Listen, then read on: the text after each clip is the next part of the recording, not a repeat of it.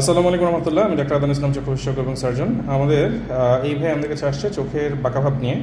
ওর চোখের বাঁকাভাবের সাথেও আরও মেজর অনেকগুলো হচ্ছে কি সমস্যা আছে। আপনারা যদি ভালো করে খেয়াল করে দেখেন যে ওর চোখটা স্থির থাকে না, সবসময় কাঁপতে থাকে। এটাকে নিস্টিগমাস বলে এবং এটা চোখের একটা বিশেষ কন্ডিশন এবং যেই কন্ডিশনটা থাকলে আসলে এই অপারেশন আউটকাম সবসময় আশানুরূপ হয় না।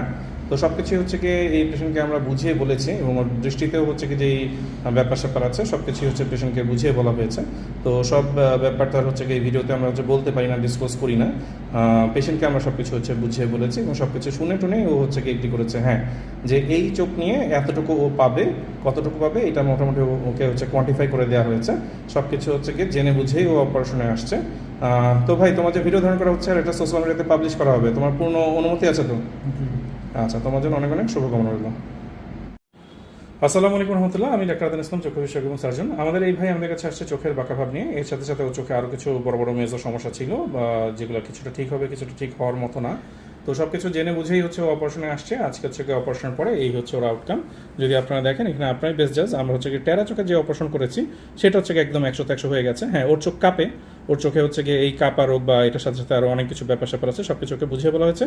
কিন্তু আমরা যেটা অপারেশন করেছি যে ওকে বলেছি যে হ্যাঁ তোমার টেরা অংশটা আমরা ঠিক করে দিতে পারবো ইনশাআল্লাহ। আলহামদুলিল্লাহ আমরা একদম 100-100 মিলিয়ে ঠিক করে দিয়েছি। হ্যাঁ, তো 7 দিন পরে হচ্ছে গিয়ে ওর যখন ফলো আপ করবো তখন হচ্ছে গিয়ে আরও হচ্ছে গিয়ে ভালো বোঝা যাবে, তখন হচ্ছে গিয়ে ওর হচ্ছে গিয়ে মেইন রেসপন্স শুনবো। তো তুমি যে আজকে প্রথম দেখলাম নিজেকে, কেমন লাগছে?